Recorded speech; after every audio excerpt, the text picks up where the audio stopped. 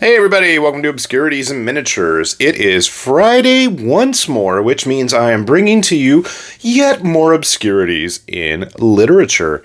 And well, I mean, it's not really literature other than the fact that it's a book, but yeah, it's got pages, but it's mostly pictures. There are some interviews in this book.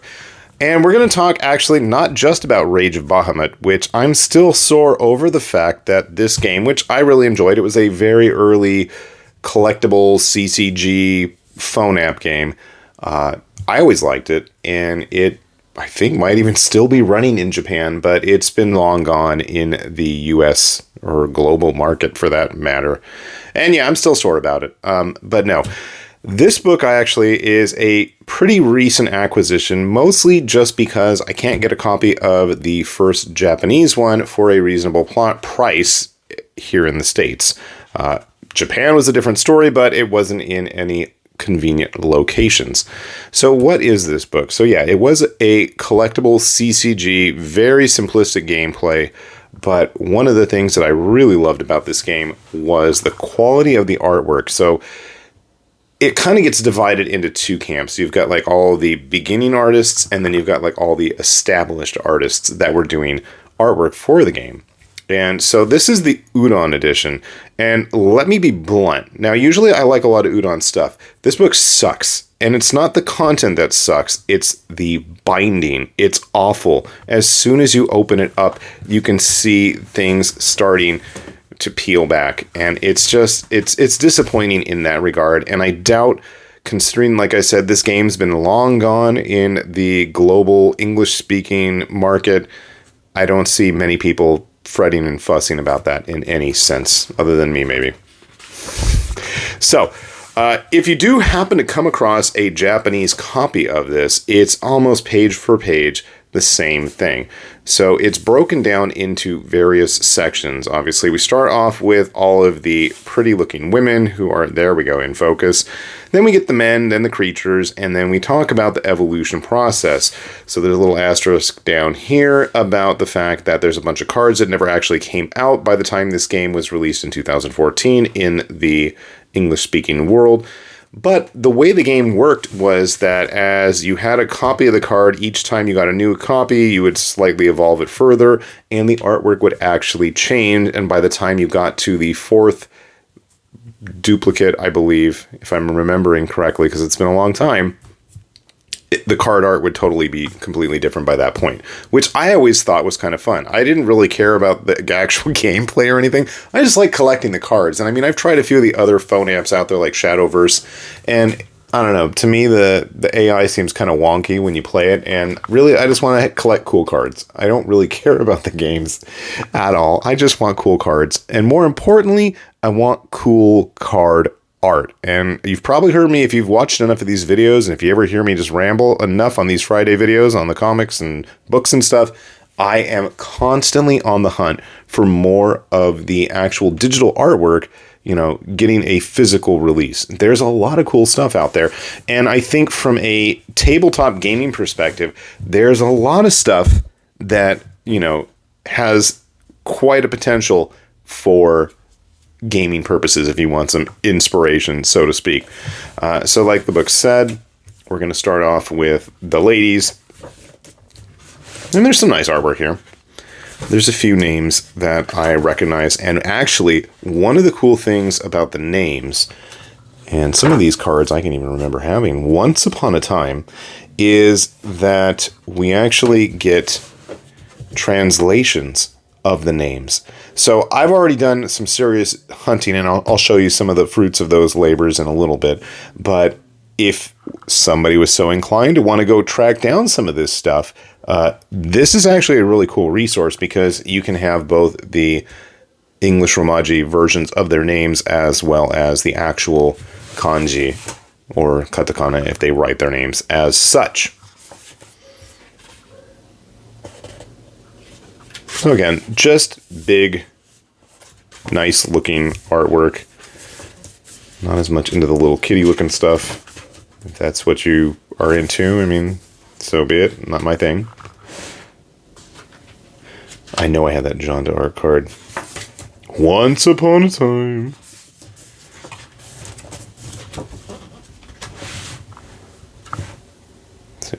zoom it in a little bit better to get you guys a nicer, closer look.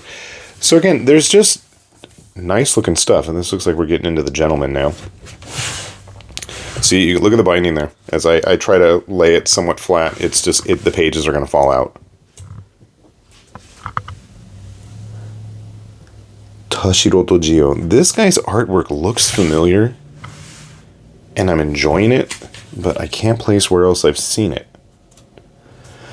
Mayoko, whose name is not there on the screen currently, I want to say I've actually encountered some of their stuff in collected versions. Nao Sugiyama, that's another one that sounds familiar to me. Ryosuke Aiba. Mushibaro, that's a name I know. That I know, he's kind of gone on to do some bigger and better projects. Then we get into the beasts and the monsters, and my book is absolutely falling apart. Nin, I could tell just by that design of those spikes on his head, and yep, that is absolutely a Nin piece. I did not know he was involved in this game. And then we get into my absolute favorite, Toshiaki Takayama, who's got a very easily identifiable style. It's either dragons, mechs. Well, I mean, this is everything. The guy draws everything. And he does a damn good job of it. Again, some of these... Check this out. Look at the binding. This was brand new. When I bought this, it was totally new, sealed, and everything. Look at that. Now, in Udon's defense, the books that they've released since this thing's original publication have gotten much better. I will give them credit. This is an earlier release. Probably around the time they did like Bloodborne in those games. And yeah, you can definitely see it's in definite need of improvement, unfortunately. They do have a little bit in the back of the book on some of the various sketches and early designs.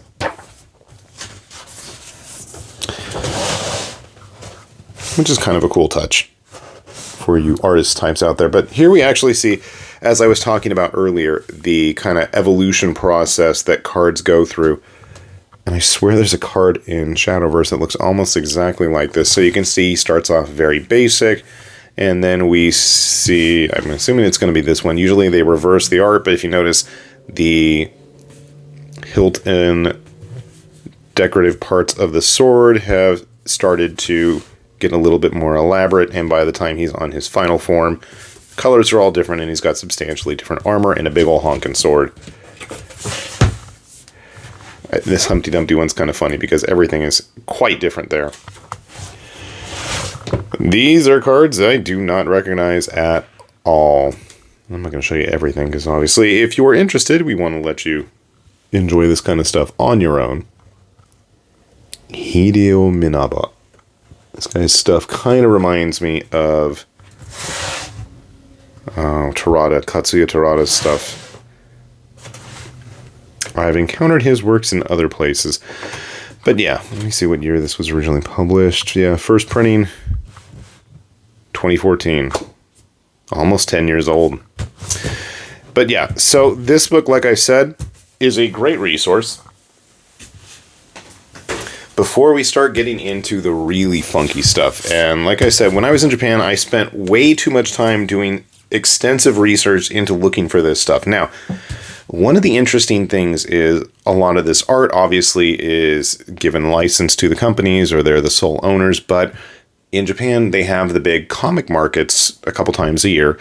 And at the comic markets, which they usually shorten down to komike, which doesn't make sense because if you follow usual, Japanese shortenings of words anyway. So at these komike things, they sell self-published collections either of various artists, which they usually call dojin rings, or just individual artists, that have made enough of a name for themselves, or based on whatever property they're doing illustrations of, which, fortunately or unfortunately, depending on your tastes, tend to verge on the very graphically sexual styles. Now, that made hunting for what I'm about to show you very interesting because the various Japanese sites that I was using to hunt down these books, and a lot of the self-published stuff they usually call dojin or dojinishi, you know, when they're giving you related searches, which are completely unrelated. So I'm like searching for Rage of Bahamut, usually in Japanese, through the various sites that you can actually buy a lot of this stuff. And the hits that I'm getting are not things that are work appropriate at all. My God, please either use an incognito window or clear your history, because you will see things that you probably don't scroll too far down the screen. Let me just say that, because otherwise you're going to see some stuff that you did not wish to see. Yeah. So I've talked to you guys about that Toshiaki Takayama, who has actually been publishing some of these self-published books for quite some time. Now, this is a good-sized book, by the way. Let me remind you about that. It's about, it's definitely more than 12 inches, because if I'm looking at my cutting board here, yeah, I guess it is about 12. Anyway, this is his personal series of self-published works, and this is volume 3, and I want to say there are at least 12, if not more, volumes at this point. You can see it's a good, sturdy book, and the crazy thing is, if you start searching around like at the used comic shops in Japan, and obviously if you're not in Japan, it's going to get pricey. Let me just be blunt about that now. Doesn't matter how many you order, because of the weight of these things, it's going to add up fast. Now, thankfully, when I was in Japan, I was ordering and just sending it to my, family's house over there. And you break a 10,000 yen threshold, which for me was quite easy. And I'm going to show you plenty of that stuff later on down the road that I've picked up over the time there. It's free shipping. And so even my wife and my in-laws were like, yeah, you ordered some heavy things, so that was really smart of you. And I'm like, I know. Anyway, so this is an older book of his, but what's cool about these, and I mean, the quality of the paper, at least on like this one, is quite nice. A lot of this stuff is actually licensed art for old video games, what have you. Oh, I guess it's like that. There's the guy's face. Various card games, be they online or physical releases. And the cool thing is, I mean, I've got a ton. I've got all of the art books Takayama has put out at this point, but there's stuff in here that I absolutely have not encountered, which I think is really cool. Are they all like, the most amazing pieces of art? No. And I kind of like the fact that a lot of the time they start to, clump up some of the more less interesting, more mundane stuff. But the crazy thing, guys, is I paid a whopping 200 yen. 200 yen for this. That's like less than $1 at this point. Maybe $1.50. It's definitely less than $2. So if My first suggestion to everybody is go check places like Mandarake. They will ship internationally. It's going to get pricey, though. I will say that. But Mandarake does tend to have a lot of this stuff on the cheap if you know what you're looking for. But you can also go and search a lot of these artists' names and see what you can find. You can search it in English. If you have a Japanese font downloaded, you can search it in Japanese. They will get you stuff, and then you can start finding interesting stuff. And I mean, again, this one's a little bit more hoochie than others, but again, all this stuff is just various licensed card art for various games. The Sangokushi Taisen games from Sega from a few years back, all of the various, buddy fight, card fight, all that stuff, Duel Masters, you name it, you're going to find stuff. And again, I was paying like 300 yen for some of these books. And for me, this is like exactly what I want. They usually give you where the illustration came from, when it was published. A couple bucks, sign me up. Seriously. There's a lot of cool stuff out there. So if there's artists that you've encountered in these various games, like I have, and it seems like something that you think might be worth tracking down, chances are they've probably published something at some point. It's just a matter of actually tracking it down. And for that, I wish you all the best of luck, because I'm still searching. There's a lot of cool stuff out there, but there's a lot of scary stuff that you do not want your neighbors and friends and family to see you searching for. And as bad as that cover is, it's nowhere as bad as the inside. I don't know how many of these T-coms I've picked up now. I have quite a few, and you can see, like, here's one of his pieces. Again, that Toshiaki Takayama. That is from the Sengoku or Sangokushi Taisen games, of which Hobby Japan actually has put out multiple books, and I'll probably do a video at some point just on those. But the dude has an eye for composition when it comes to these types of illustrations. A bit more traditional fantasy here. And I'd say about 99% of these artists, everything is all digital too. But getting some kind of, you know, physical, I don't know, artifact, I don't know if that's the word I'm looking for, but just to show that it existed, to catalog it, especially as a lot of these digital games all start to go, you know, out of service. It's nice to have somewhere to still look at this stuff and appreciate and enjoy it.